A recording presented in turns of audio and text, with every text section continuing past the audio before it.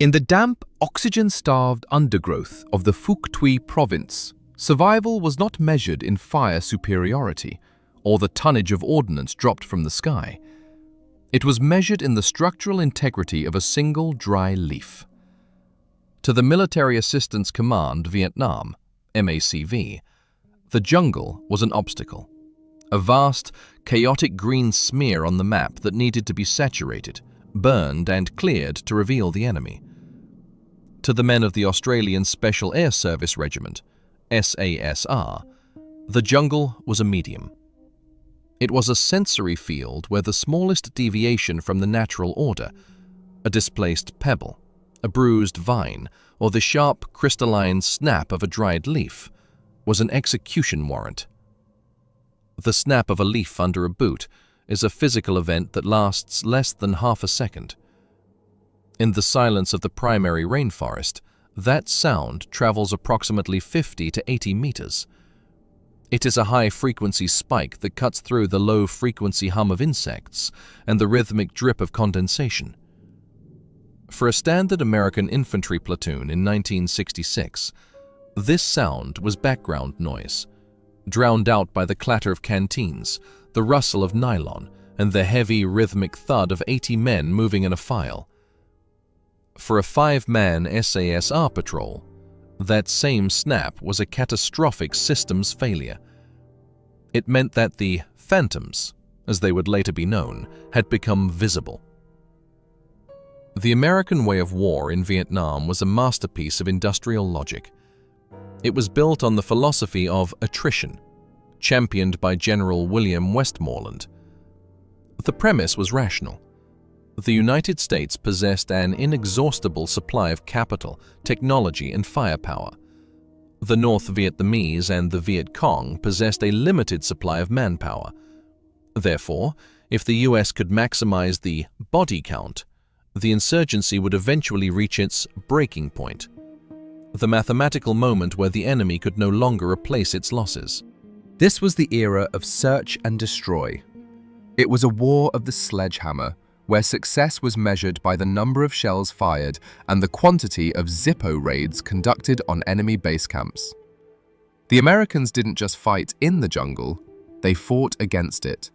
They used Agent Orange to strip it bare, napalm to incinerate its shadows, and B-52 arc light strikes to reorganize its geography.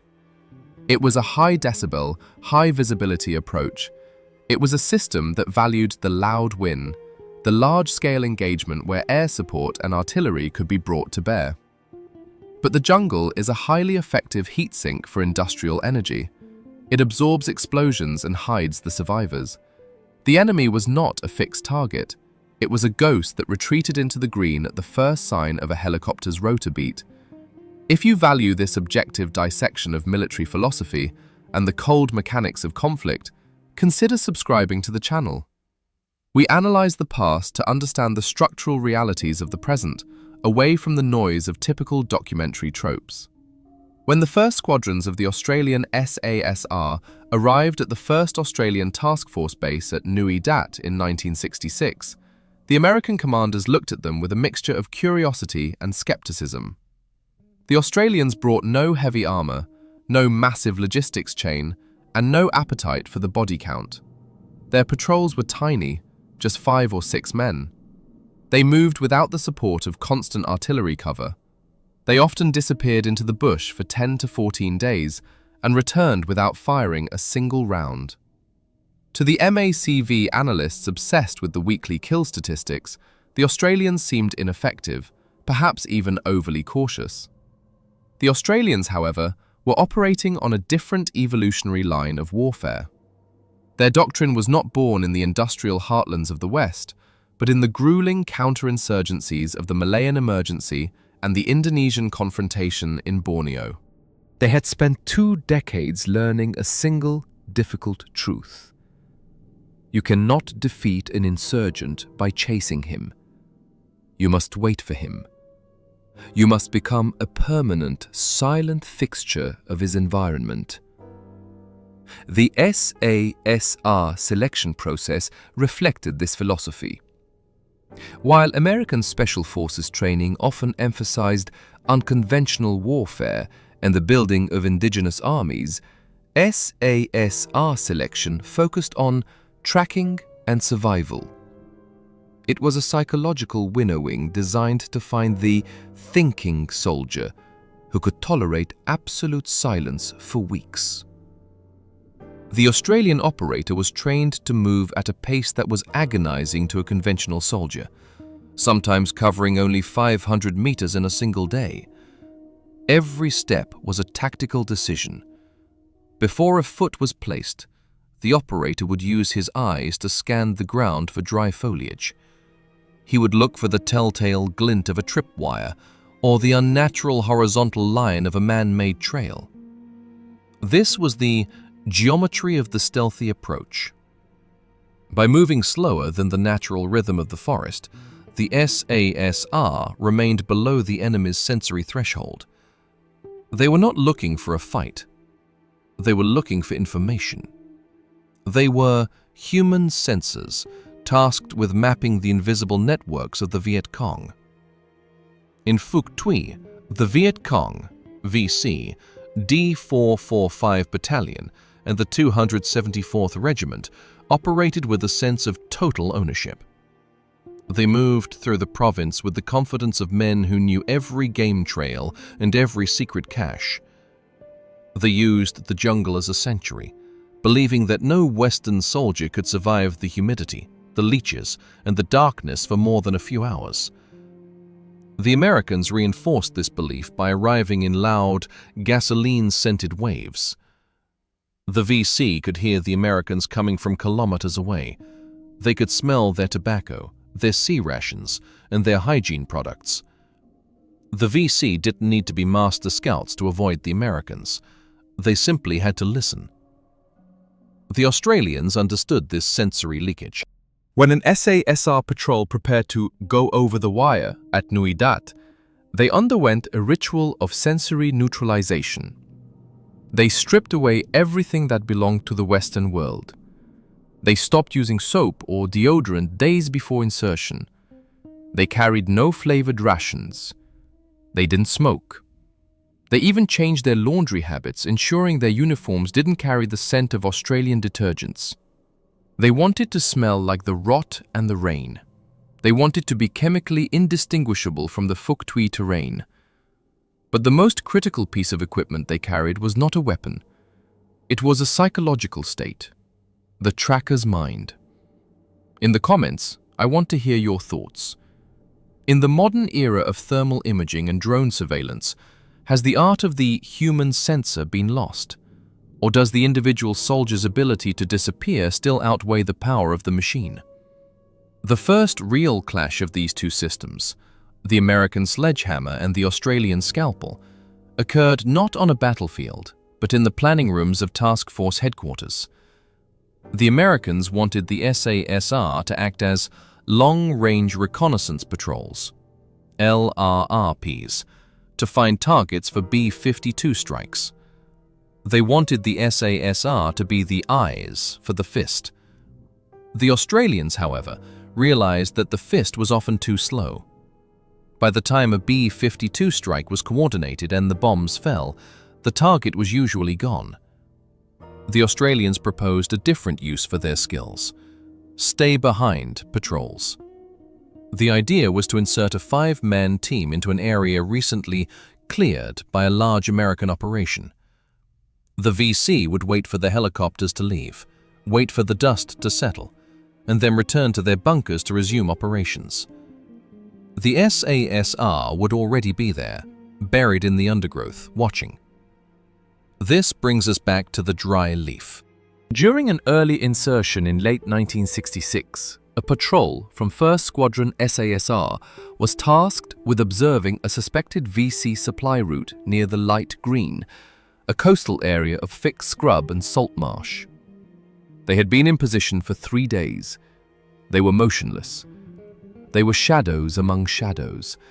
They had watched a small group of VC couriers pass by twice, noting their times, their equipment, and their direction. The intelligence was perfect. The SASR had identified a pattern of life. On the fourth day, the wind shifted, the humidity dropped slightly, and the forest floor became a carpet of brittle, sun-dried foliage. One of the SASR operators, shifting his weight to alleviate a cramp that had been building for 6 hours, felt his heel descend. Under the damp top layer of soil lay a single dry leaf. The snap was sharp. To the operator, it sounded like a pistol shot. 200 meters away, a VC scout, who had been sitting as still as the Australians, tilted his head. He didn't see anything. He didn't hear a second sound. But the snap was an anomaly. It was a violation of the forest's acoustic signature. The scout began to move, not toward the sound, but in a wide, circling arc, attempting to get downwind of the source.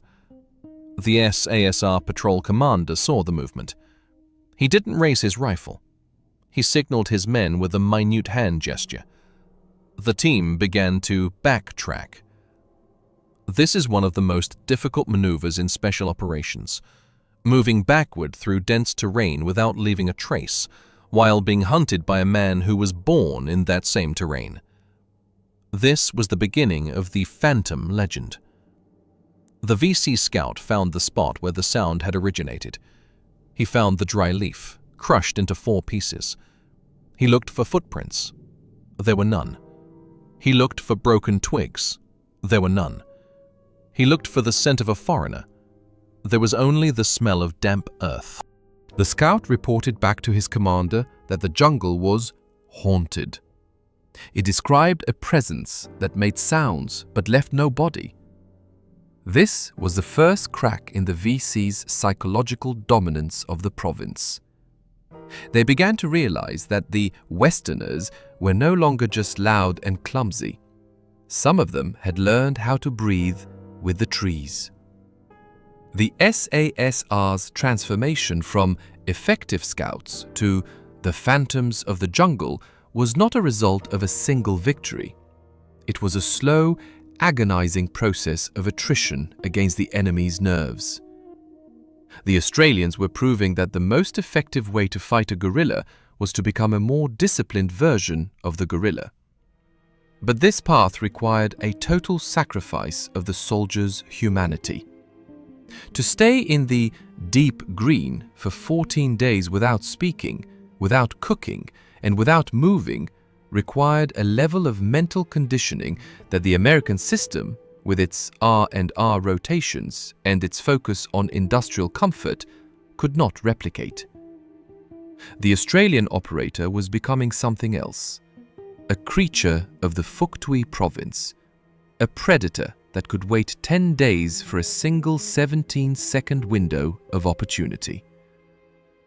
As we move into the next part of this story, we will look at how this philosophy was put to the ultimate test when an SASR patrol found itself trapped in the middle of a VC base camp, and how the single dry leaf would eventually become the symbol of a war that neither side truly understood how to end. The Australians had mastered the art of the small war, but they were about to discover that the jungle has a way of claiming even the most silent of ghosts.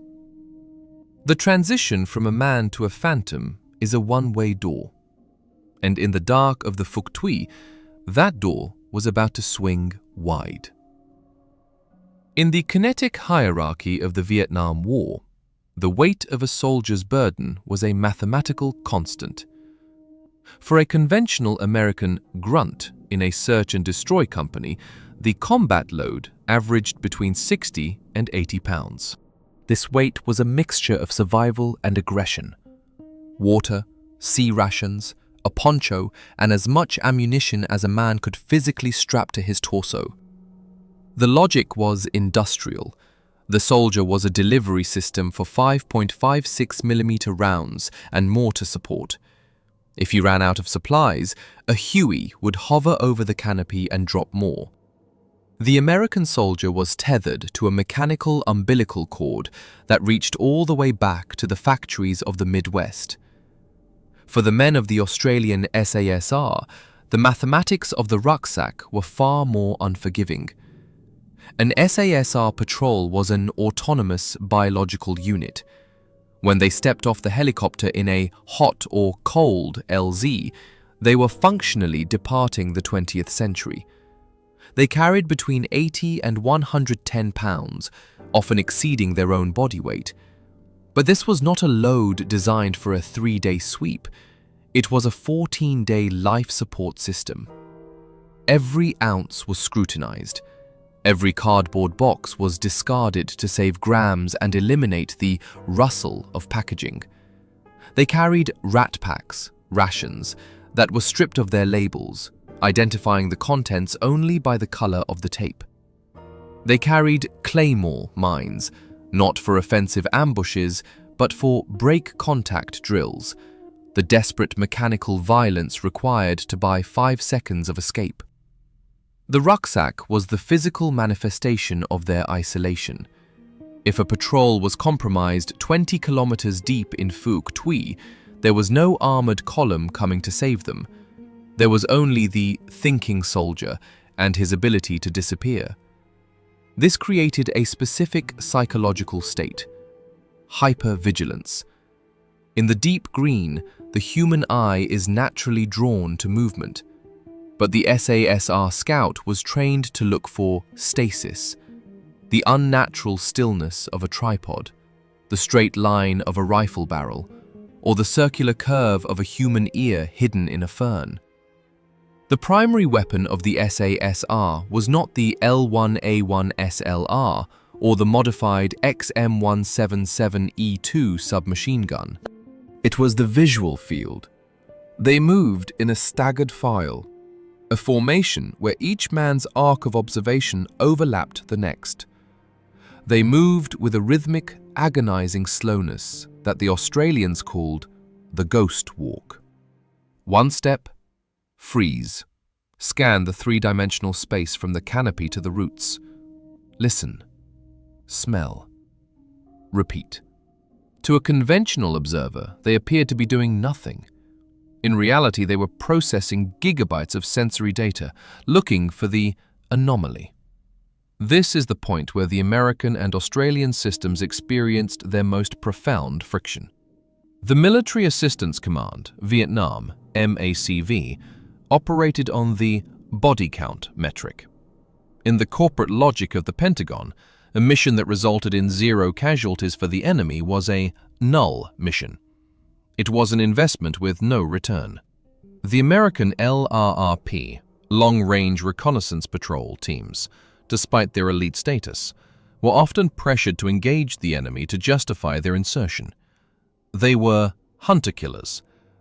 If they found a trail, they were expected to set a claymore and trigger an ambush.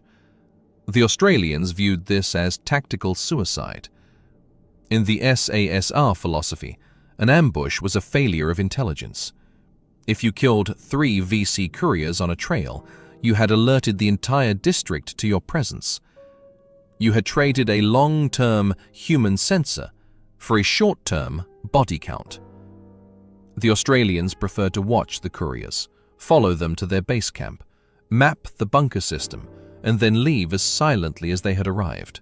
They wanted the deep intelligence, the names of the village cadre, the locations of the grain caches, and the timing of the supply runs.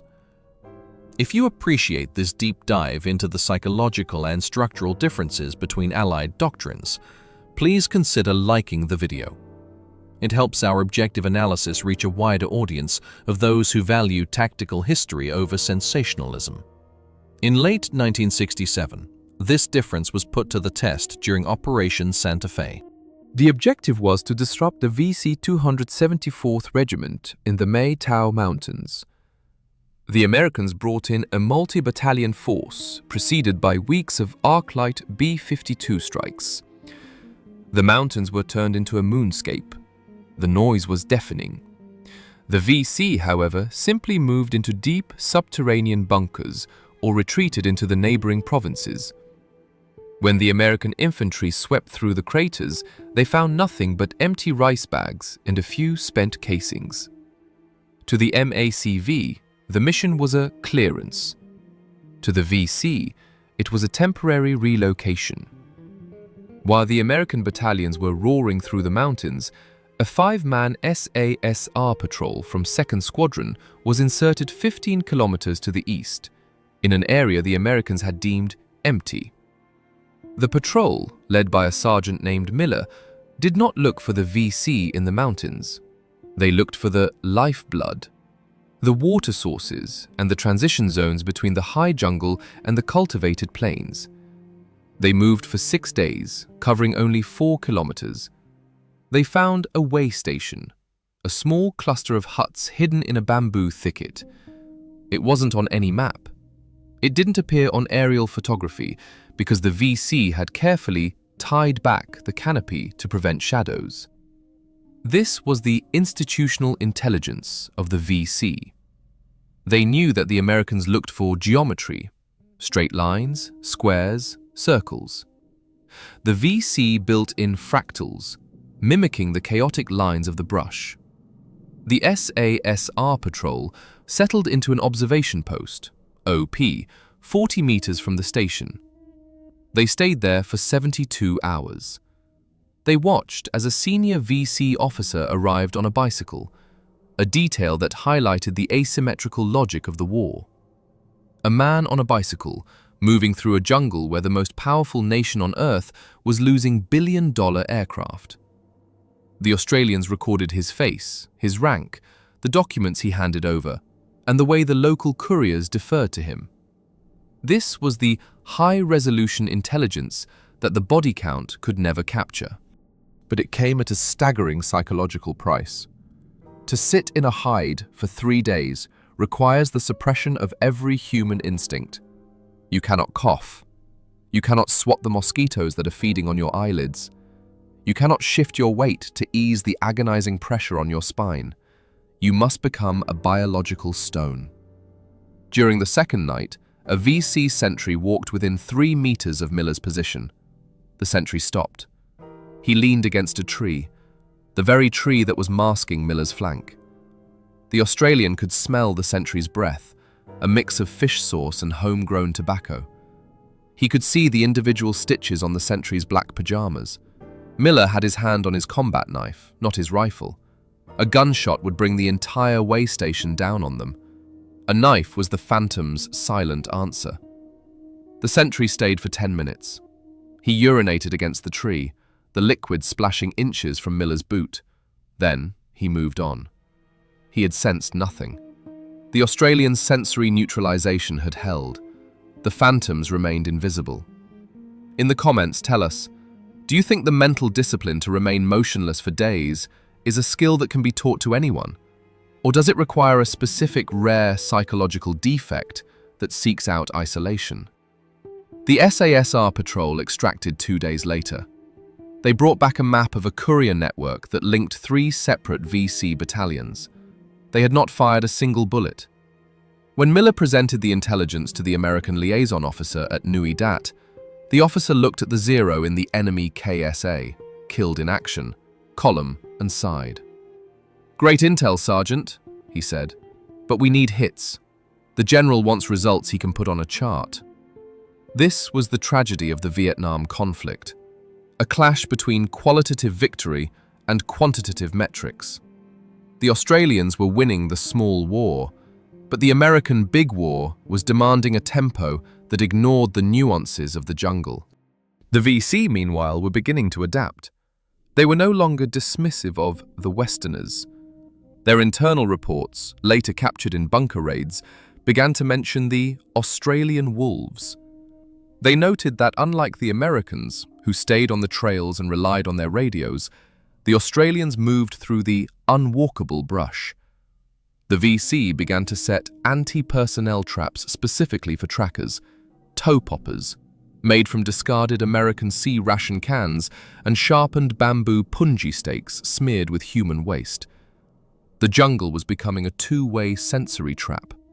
The VC began to use acoustic decoys, tripping a dry branch or dropping a stone to see if anyone in the brush would flinch. They were looking for the 17-second reaction, the time it takes for a human being to realize they've been spotted and reach for a weapon. In the final days of Miller's next deployment, the single dry leaf would return, but not as an accident of the Australians. The patrol was moving through a gallery forest, tall trees with little undergrowth. The visibility was dangerously high, nearly 40 meters. They were looking for a suspected VC hospital. As Miller moved into a sun-drenched clearing, he saw it, a single brown leaf drifting down from the canopy. It was midday. There was no wind. In the thinking soldier's mind, a falling leaf in a windless forest is a signal. It means something in the canopy has disturbed the branch. Miller didn't look up. Looking up would flash the pale skin of his face toward the sun, a visual spike for any observer above. Instead, he froze. He used his peripheral vision to scan the branches 40 feet above. There, in the crook of a mahogany tree, was a spider hole, a platform woven from vines. A VC sniper was sitting in the canopy, waiting for a body count target. The sniper had moved his rifle, brushing a branch and dislodging the leaf. The mathematics of the clearing were simple. Miller was in the open. The sniper had the high ground and the shroud of the leaves. If Miller raised his rifle, he would be dead before the butt hit his shoulder.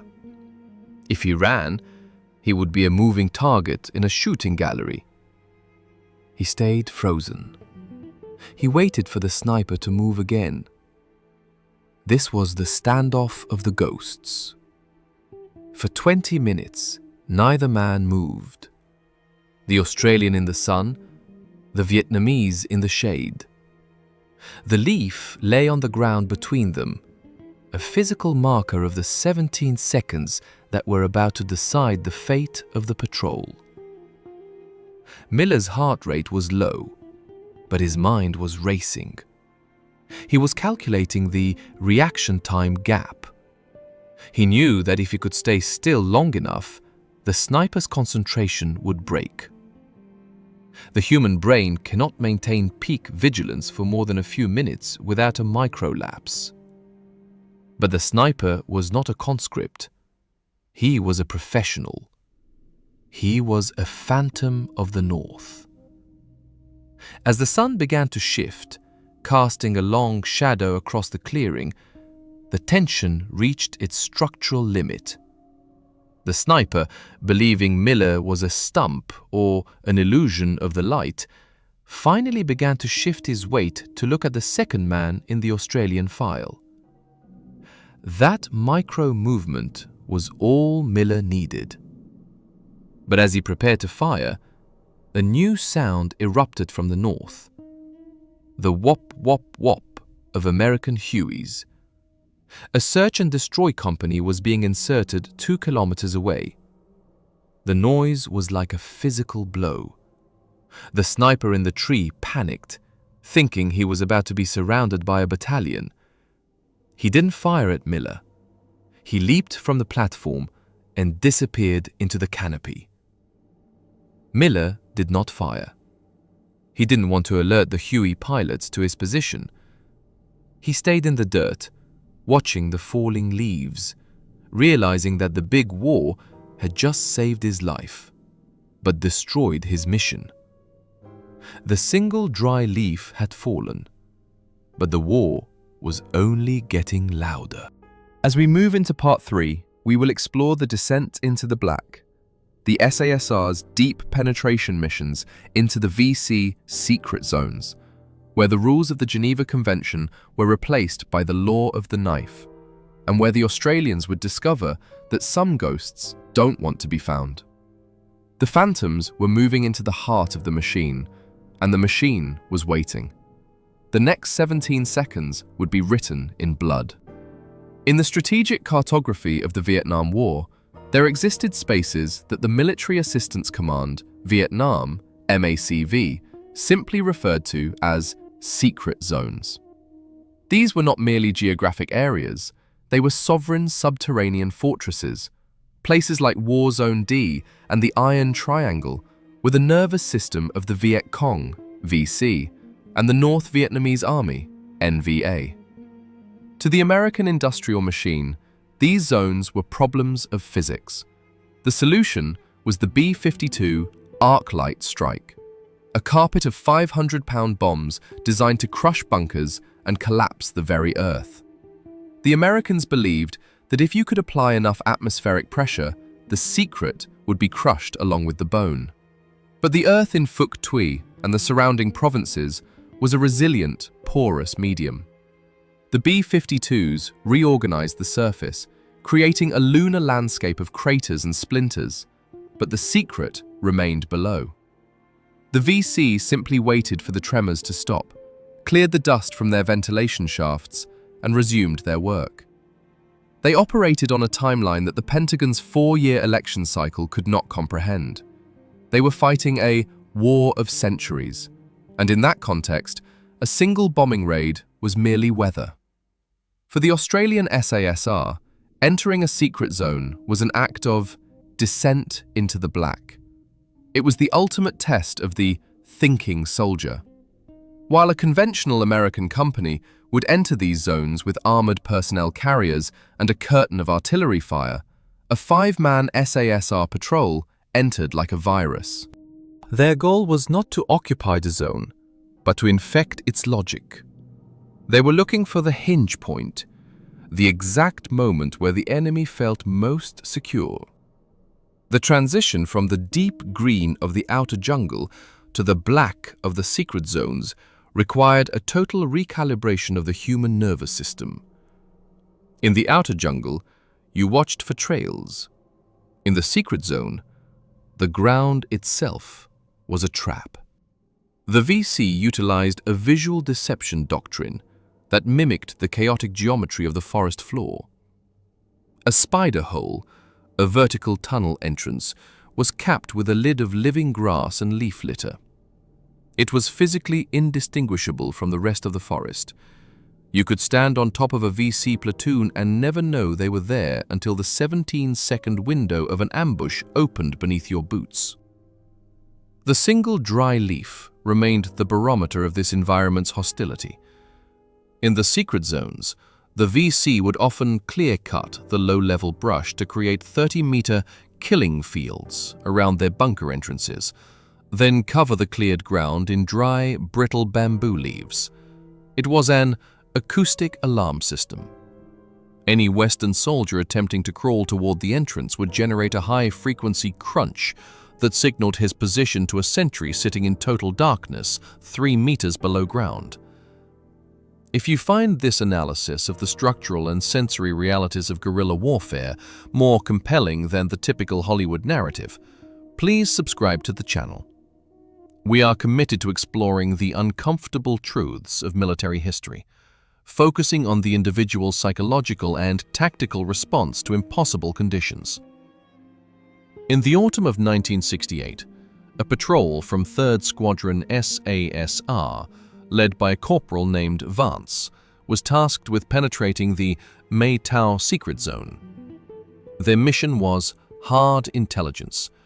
Confirm the presence of a suspected regional VC headquarters. The Americans had bombed the area for 6 days. According to the MACV damage assessment, the area was 80% neutralized.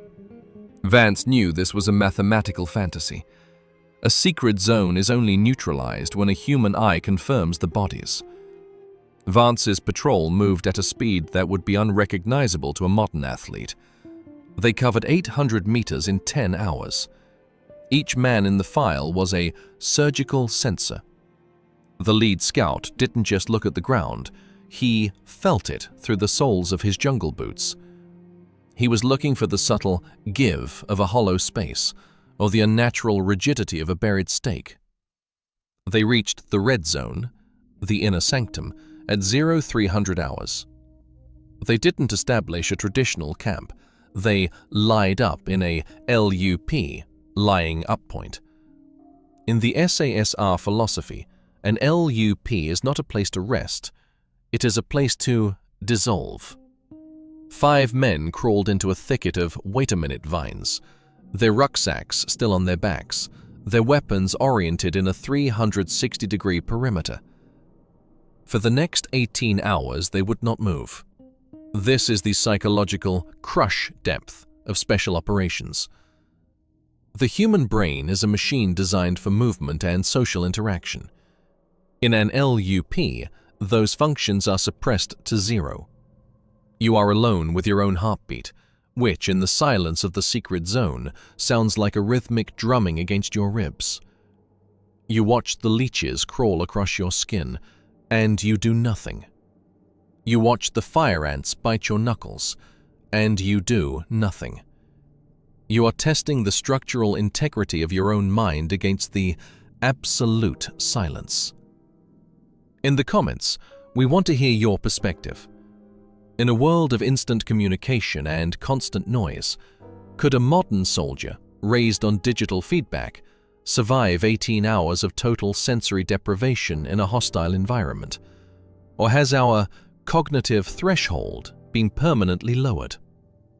At 1400 hours, the secret revealed itself. A section of the forest floor, approximately 40 meters from Vance's LUP, began to rise. It wasn't an explosion or a mechanical lift. It was a slow, organic movement of a man pushing up a trapdoor. A VC officer emerged, followed by 4 guards. They were clean. Their uniforms were pressed. One of them was carrying a typewriter. This was the disorientation of the professional. The SASR patrol, who had been living like animals in the dirt for 6 days, were watching men who lived in a subterranean city with electricity, hospitals, and administrative offices. The VC weren't hiding in the secret zone. They were operating it. Vance's hand moved to his radio, a PRC-77. He didn't speak. He used click code, pressing the transmit button in a series of rhythmic bursts. 1 click for target identified, 2 clicks for requesting instructions. The relay station back at Nui Dat received the signal. The response was a single click. Observe. The Americans wanted the location of the main vent. If they could find the vent, they could drop gas or thermite into the system, forcing the secret into the light. For the next 4 hours, the SASR patrol watched as the VC headquarters breathed. They noted the change in air pressure around certain rock formations. They smelled the faint chemical scent of cooking oil and wood smoke rising from a hollow log, the exhaust of the machine. They were mapping the subterranean anatomy of the enemy. But the law of the knife was about to intervene. In the secret zones, the SASR often operated under a no-fire order. A single shot would alert the entire subterranean complex, and 5 men would find themselves fighting a battalion that could emerge from 100 different holes in the ground. If contact was made, it had to be silent. It had to be the knife. The law of the knife is not about the weapon, it is about the intimacy of the kill. To shoot a man at 50 meters is a technical exercise. To kill a man with a knife requires you to enter his personal space, to feel his temperature, and to hear his final breath. It is a psychological transition that many soldiers never recover from.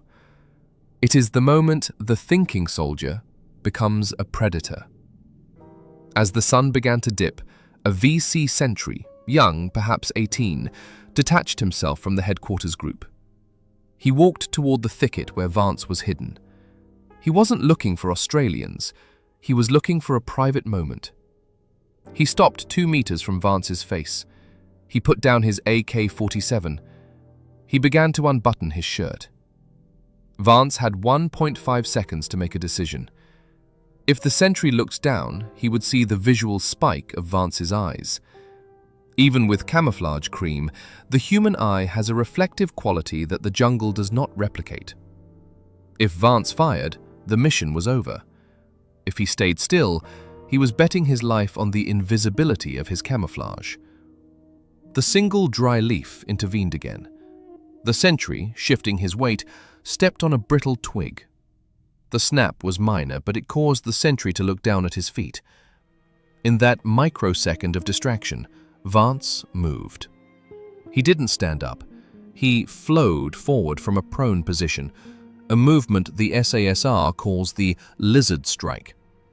He caught the sentry's throat with his left hand, crushing the windpipe to prevent a scream, while his right hand drove a Fairbairn Sykes fighting knife into the base of the skull, the kill point that disconnects the motor cortex from the body. The sentry went limp. There was no struggle. There was only the sound of the sentry's body being lowered into the soft mulch of the forest floor. Total time? 4 seconds. The phantoms had claimed another soul. But now they were hot. They had a body in their LUP. In the secret zone, a missing sentry would be noticed within 30 minutes. The geometry of the mission had shifted from observation to extraction. Vance signaled his men. They began to backtrack, carrying the sentry's AK-47 and his documents. They didn't run. Running creates noise. They moved with a synchronized stealth, each man stepping into the footprint of the man in front of him, reducing their track signature to a single line of prints. As they moved through the black toward the deep green, the secret zone began to wake up. They could hear the whistles, the low, bird-like calls the VC used to signal an anomaly. The forest was no longer a neutral medium. It was an active sensory net that was closing around them. They reached the extraction point, a small clearing the Americans called Point Blue, at 0600 hours. The hot extraction was a masterpiece of mechanical coordination.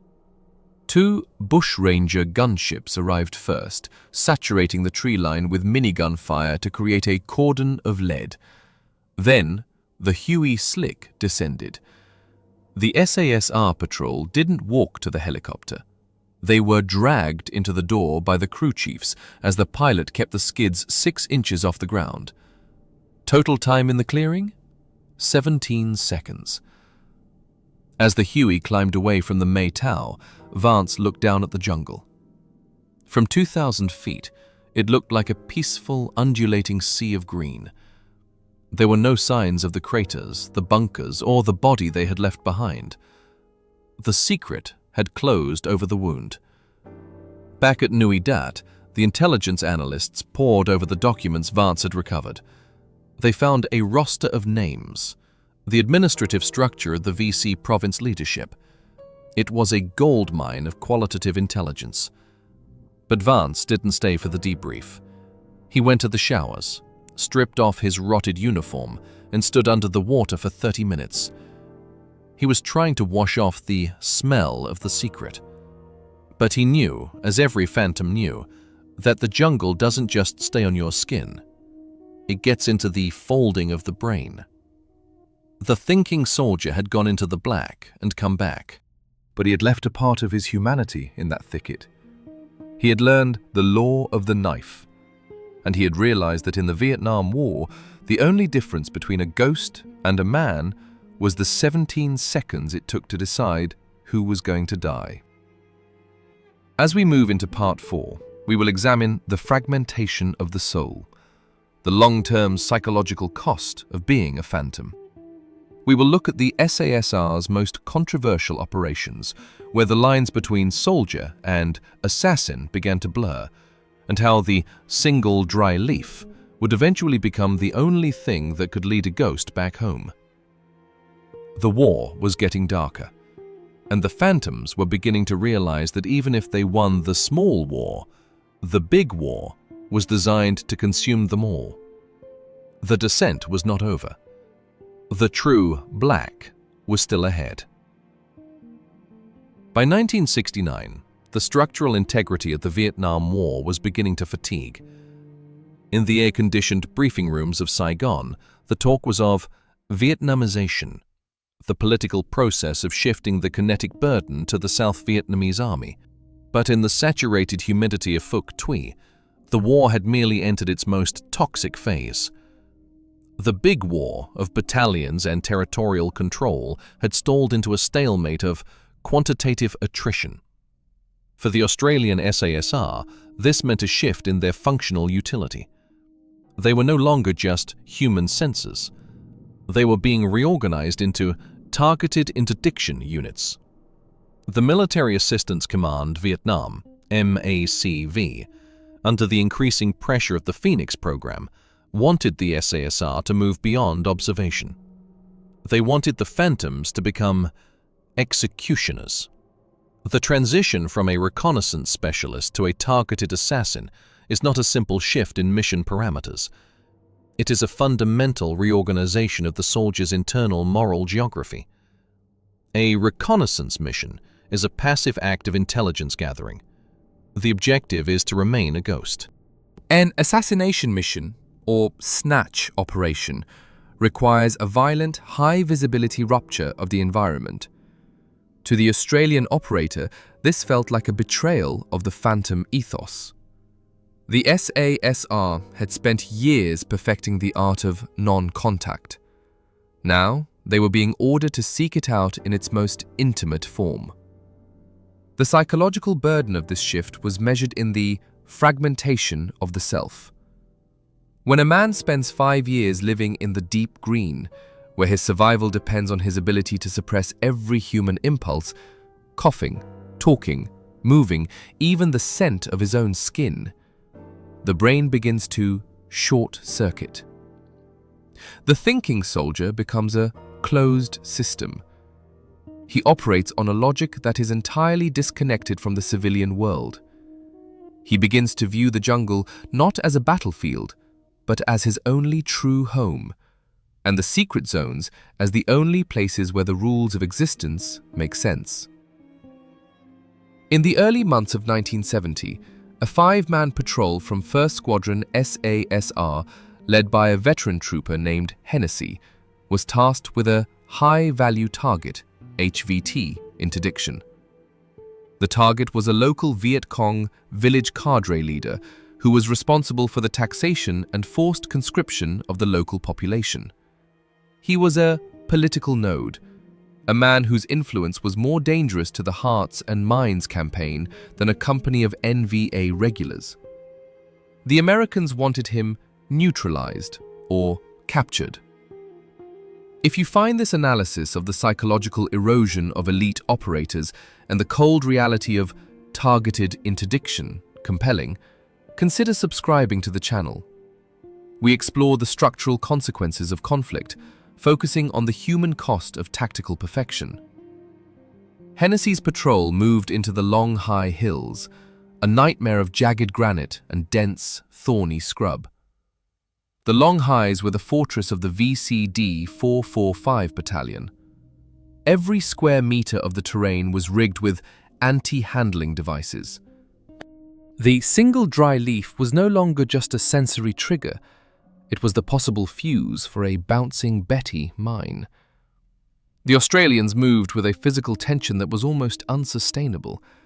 Their heart rates were constantly elevated, their eyes scanning the visual field for the slight discoloration of a disturbed tripwire or the unnatural alignment of a punji stake.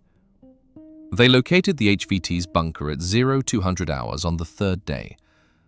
It was a modest structure, built into the side of a ravine, hidden by a canopy of "wait a minute" vines. Hennessy settled his patrol into an observation post, OP, 20 meters away. They watched the pattern of life for 48 hours. They saw the cadre leader's wife cooking over a smokeless Ho Chi Minh stove. They saw his children playing in the dirt with a carved wooden truck.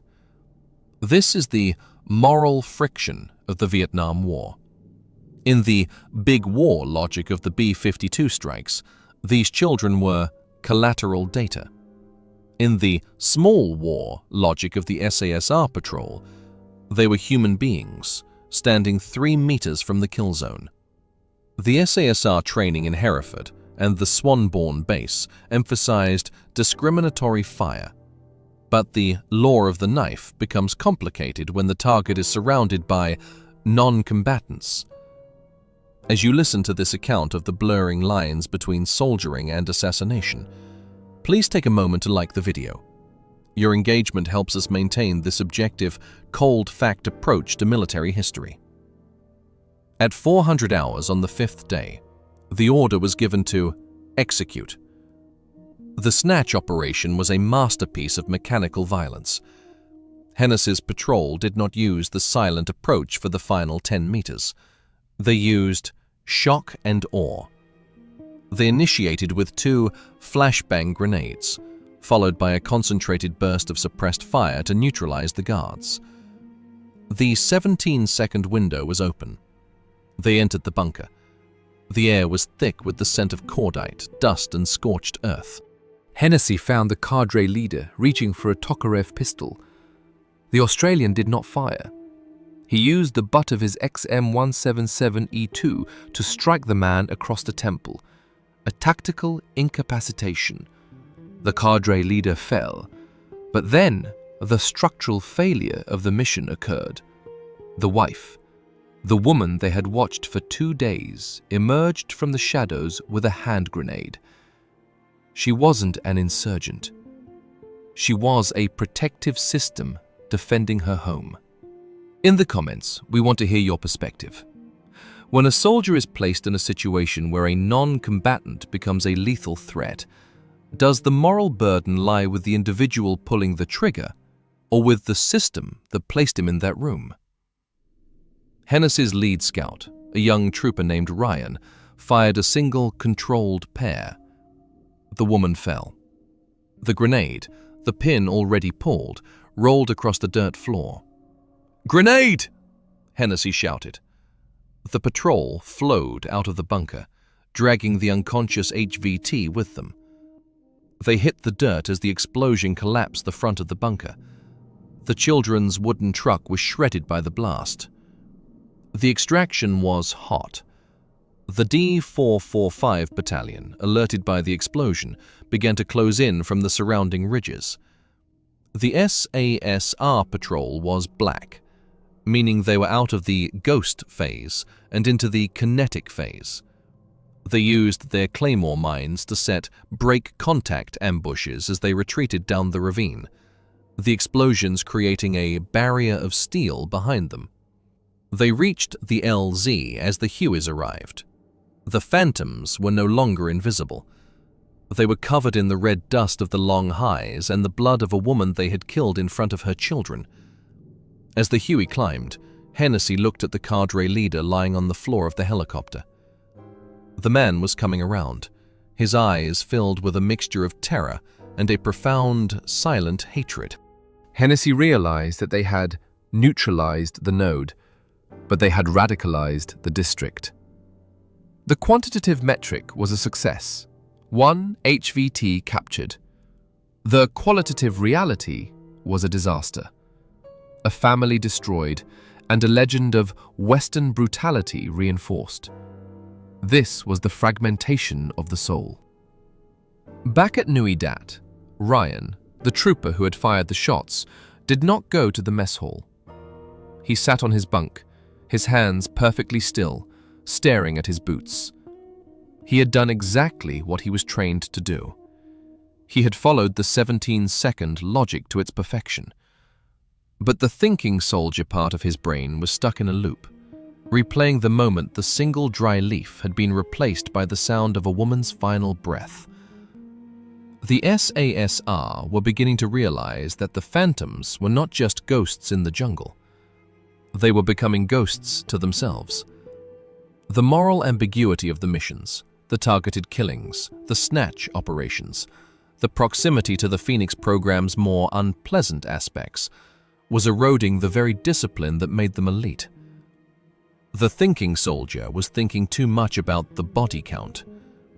By late 1970, the Australian government began to accelerate the withdrawal of its forces. The big war was over. The small war was being handed over to the South Vietnamese, who lacked the training, the discipline, and the phantom ethos to maintain the secret zones. The SASR knew that as soon as they left, the deep green would close over their footprints as if they had never been there. The single dry leaf returned one final time during the last squadron's rotation. A patrol was moving through a cleared zone that had been hit by Agent Orange. The trees were skeletal, the leaves were dead and brown, and the ground was a desert of grey ash. There was no invisibility here. The phantoms were standing in the open, visible to any observer for kilometers. Hennessy, on his third tour, stopped. He looked at a single dead leaf on a charred branch. He realized that the phantom logic only worked when the environment was intact. Once you destroy the medium, the jungle, you destroy the ghost. The American industrial way of war had succeeded in killing the jungle, and in doing so, it had rendered the thinking soldier obsolete. As we move into the final part of this story, we will explore the extraction of the ghost, the SASR's final withdrawal from Vietnam, and the long, silent aftermath. We will look at how the phantoms returned to an Australia that didn't want to hear about the secret zones or the law of the knife, and how the single dry leaf would eventually become the only thing that could bridge the gap between the jungle and the world they had left behind. The 17 seconds were almost up. The phantoms were being called home. But the jungle has a way of keeping what it has already claimed. The final secret was about to be revealed, and it wasn't in the deep green. It was in the mirror. In the final months of 1971, the kinetic energy of the Australian presence in Vietnam did not dissipate in a climactic explosion. It underwent a phase shift into a heavy, bureaucratic silence. The Vietnamization of Phước Tuy was not a tactical victory, but a strategic exit, a controlled unplugging of a specialized biological system from an industrial machine that had run out of political fuel. For the men of the SASR, the withdrawal was a study in the logistics of futility. They were ordered to pack their rat packs, clean their suppressed XM177s, and prepare for a return to a country that, in their 5-year absence, had become a foreign environment. The thinking soldier at the end of his tour is a man who has mastered the geometry of the deep green, but lost the grammar of the city. To stay alive for 14 days in the secret zone, you must effectively delete your civilian identity. You must stop being a husband, a son, or a citizen, and become a phantom, a sensory node designed for the sole purpose of detecting and neutralizing anomalies. The problem with the phantom state is that it does not have an off switch.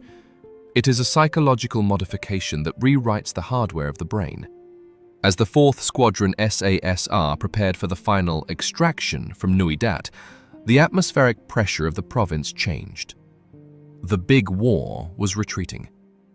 The American artillery batteries were being dismantled. The Huey slicks were being repainted with South Vietnamese markings, and the massive craters of the arc light strikes were slowly being reclaimed by the aggressive, opportunistic vines of the jungle. The secret zones were breathing again. If you have followed this objective dissection of the small war and the psychological fragmentation of the elite operator, this is our final chapter. Consider subscribing to join our community of thinkers who value the raw, structural reality of history over the manufactured myths of the mainstream. The final patrol of the SASR in Vietnam took place in November 1971. It was led by Trooper Ryan, the man who had fired the controlled pair in the Long Hai bunker. The mission was a sanitization sweep, confirming that the enemy had not moved back into the immediate perimeter of the Nui Dat base before the final handover. It was a null mission by design. There were no HVTs, no secret zones, and no body count targets. The patrol moved through the rubber, the old French plantations that surrounded the base. The geometry here was different.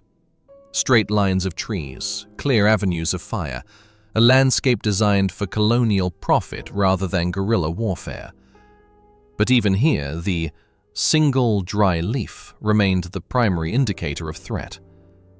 The ground was covered in the brittle, discarded leaves of the hevea trees.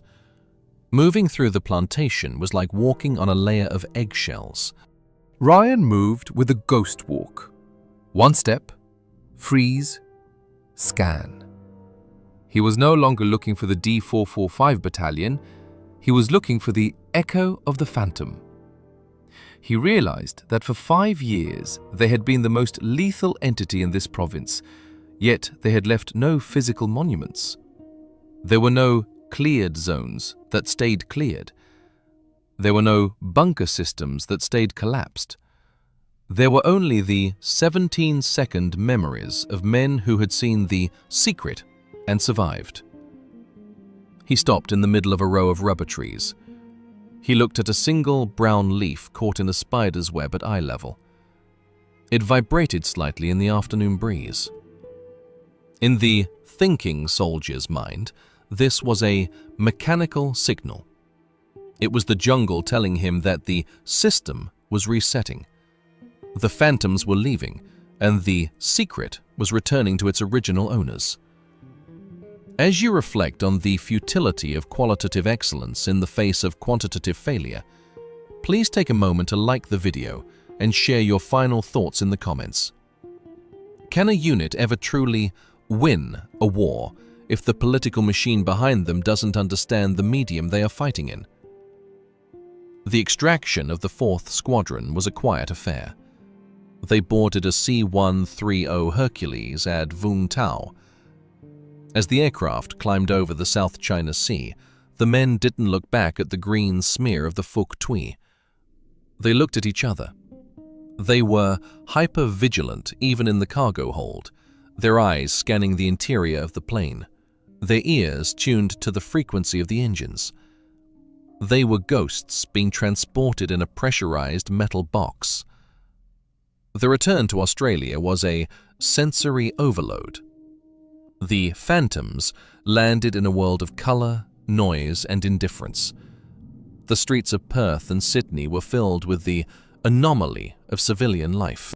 To a man who had spent 1,800 days listening for the snap of a leaf, the sound of a car door slamming was a visual spike.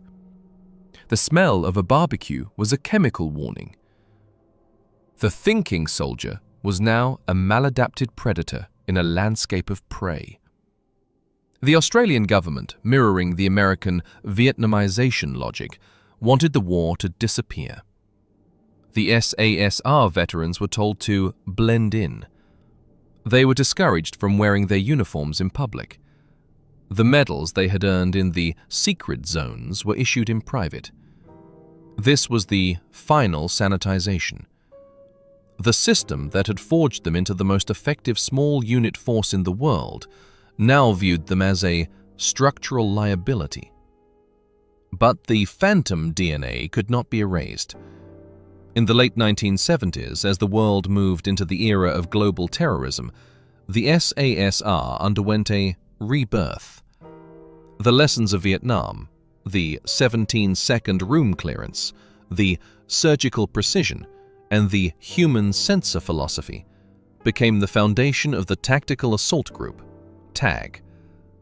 The thinking soldier who had hunted in the Long Hai was now being trained to hunt in the hallways of hotels and the cabins of aircraft. The deep green was replaced by the urban grey, but the geometry of the kill remained the same. The single dry leaf was replaced by the creak of a floorboard, or the shift of a shadow. The SASR proved that the phantom ethos was not environment-specific. It was a cognitive standard. They had learned how to operate below the enemy's sensory threshold, and that skill became the Australian military's most valuable secret. However, the individual cost remained uncalculated. Trooper Ryan, like many of the phantoms, never truly left the Phước Tuy. Years later, living in a quiet suburb of Brisbane, he would find himself waking up at 0300 hours, the insertion hour. He would sit in his backyard, barefoot in the grass, listening to the night. He wasn't looking for his neighbors. He was looking for the anomaly. He was still a human sensor, trapped in a world that didn't require his services. He realized that the thinking soldier had been an illusion. The system hadn't wanted him to think. It had wanted him to function. And he had functioned with a perfection that had cost him his ability to exist in the loud world. The final secret of the Vietnam War was not a bunker or a roster of names. It was the realization that you can train a man to be a ghost, but you cannot train a ghost to be a man again. The Phantoms had won every small war engagement they had fought. They had achieved a body count ratio of nearly 500 to 1. They had mapped the secret zones and executed the political nodes. But they had lost the war of the self. The single dry leaf is the ultimate skvozная metafora, through-line metaphor of this tragedy. In the jungle, the leaf is a warning. In the city, the leaf is just trash. The leaf is a physical fact that changes its meaning based on the medium. The SASR were the phantoms of the jungle. But in the loud world of the 1970s and 80s, they were just men carrying a secret that nobody wanted to hear. The 17 seconds of the room clearance and the ghost walk through the brush were the only times they were truly alive. The rest was just static. As we close this objective analysis of the Australian SASR in Vietnam, we are left with a final cold fact. The jungle in Phước Tuy is still there. The rubber plantations have been replanted. The secret zones are now tourist destinations or industrial sites.